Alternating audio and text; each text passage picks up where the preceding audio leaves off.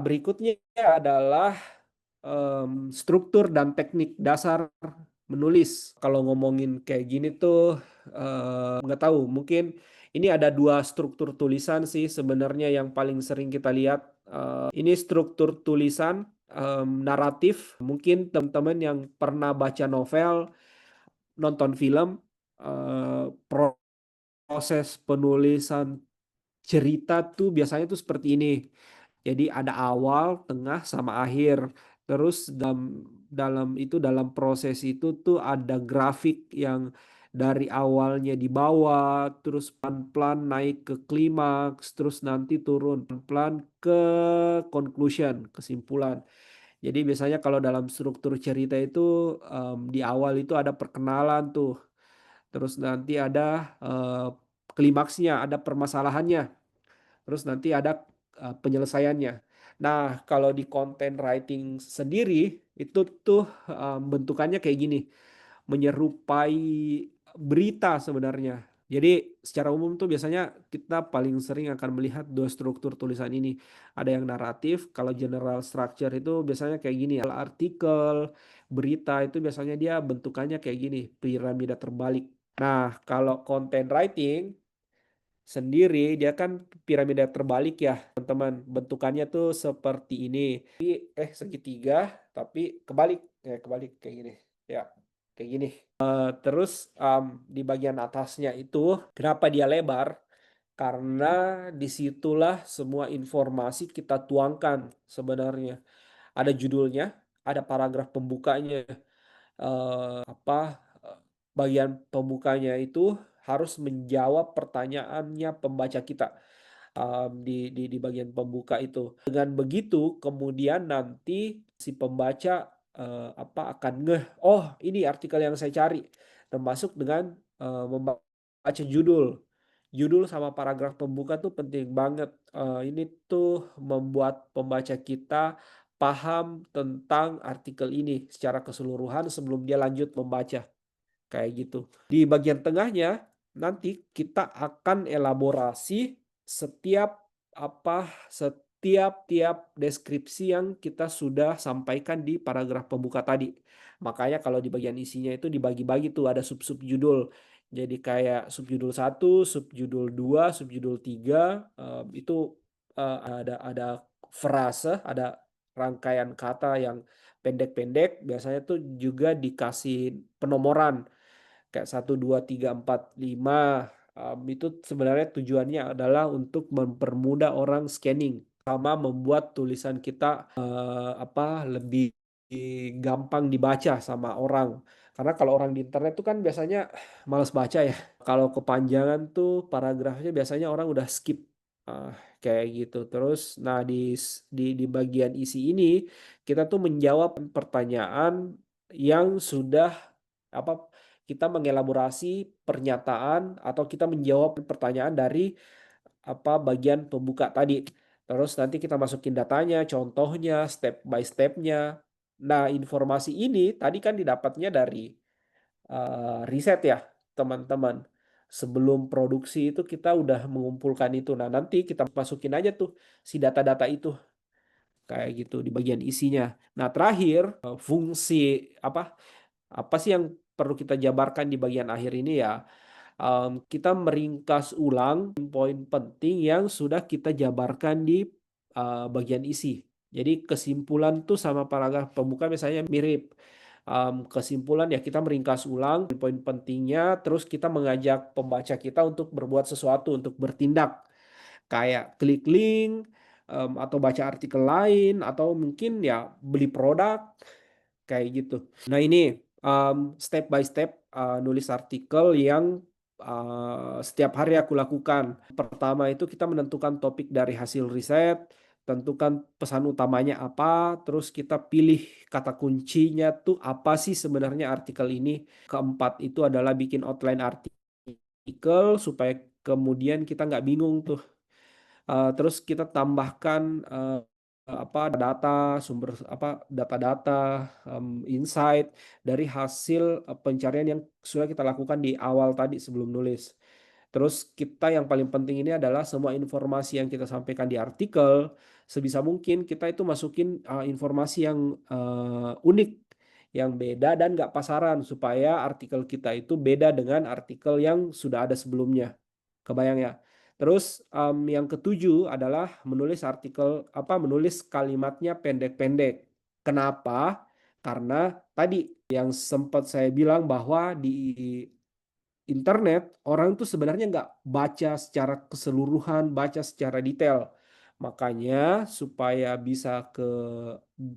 orang betah, mau baca dan nggak skip, itu bisa kita tulis kalimatnya pendek-pendek. 8, intro itu bagian pembukanya itu maksud saya adalah kita jabarkan langsung ke pesan utama yang mau disampaikan. Terus nanti di bagian pembuka itu kita informasikan sekilas isi artikel. Terus nanti adalah, ulangi pesan utama, terus kita kasih call to action, kayak gitu. Terus nanti ya mungkin kita, perlu melampirkan referensi di akhir artikel, karena kita sudah menggunakan banyak data, kita menggunakan banyak informasi. Nah, informasi ini kan tadi didapatkan dari, referensi yang lain ya, ya mau nggak mau sebisa mungkin kita masukin tuh referensi tadi di akhir artikel kita jauh lebih kredibel, kayak gitu. Nah ini, menentukan topik dari hasil riset. Pertama itu ini salah satu contoh yang paling sering aku lakukan adalah ngecek di Google tuh sebenarnya ada apa sih, ada pertanyaan apa saja sih. Mmm, eee, Teman-teman kalau lihat di bagian bawahnya itu kalau googling itu ada people also ask. Ini adalah pertanyaan yang paling sering ditanyakan oleh orang. Kayak contohnya ini, menumbuhkan rambut. Orang-orang juga mencari informasi terkait biar cepat tumbuh rambut pakai apa ya? Apakah botak bisa tumbuh lagi? Bagaimana cara menumbuhkan rambut dalam 1 minggu? Apakah minyak kemiri ampuh menumbuhkan rambut? Nah, kayak gitu. Jadi ini ada beberapa pertanyaan sebenarnya yang bisa kita elaborasi dalam, artikel. Cara risetnya kayak gini, yang paling gampang. Aku juga bilang riset ini adalah riset paling malas kalau menulis. Nah, selain itu ada tools namanya Also Ask. Teman-teman bisa cek sendiri nanti alsoask.com. Di situ kita masukin frase, masukin kata yang mungkin kepikiran untuk kita tuliskan. Contohnya ini adalah menumbuhkan rambut. Nah, ketika di search nanti akan running, terus nanti akan muncul mind map seperti ini, teman-teman. Also ask, terus nanti menumbuhkan rambut ini ada muncul berbagai macam topik pertanyaan yang teman-teman nanti bisa bikinin artikel kayak gitu.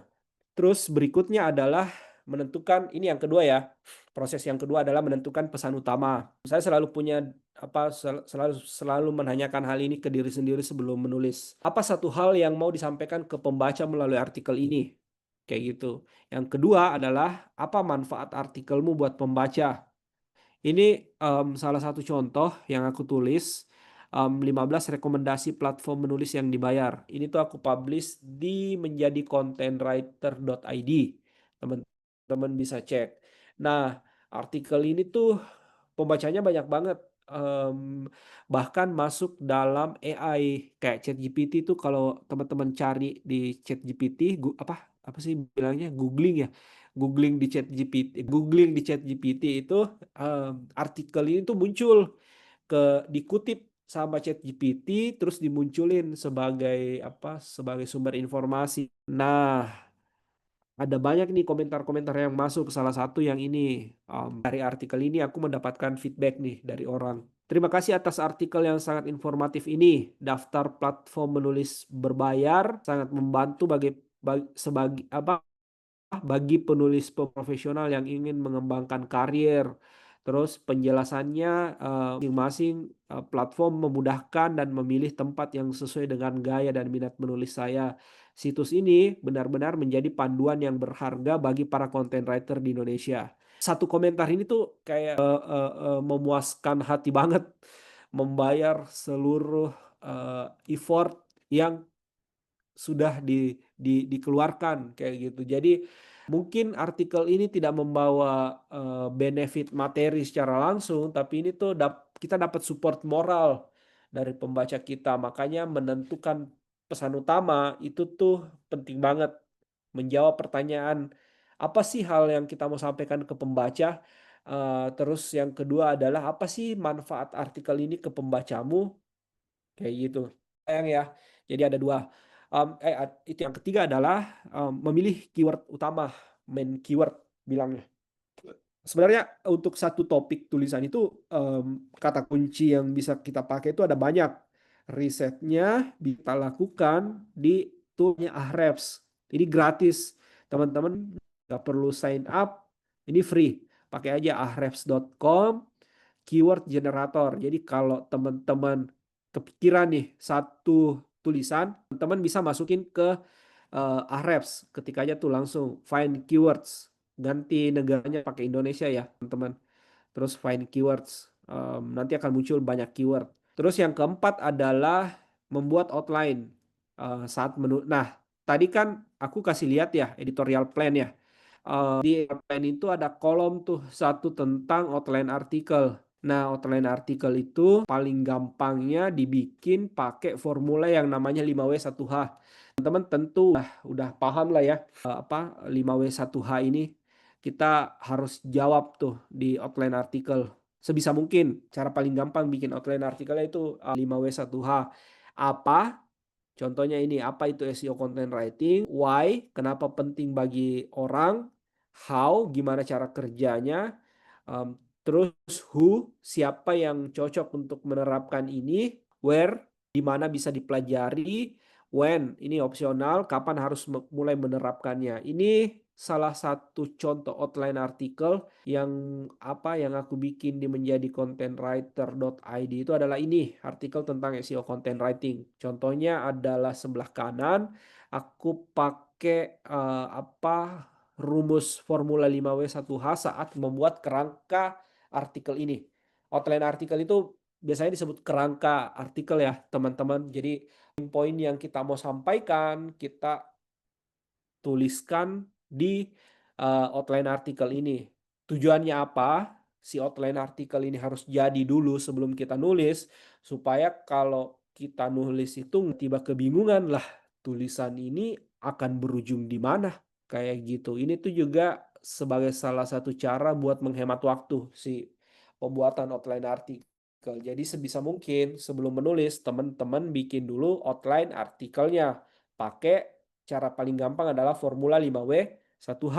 Terus yang kelima adalah tambahkan insight dari SERP. Ini salah satu cara riset yang teman-teman bisa lakukan.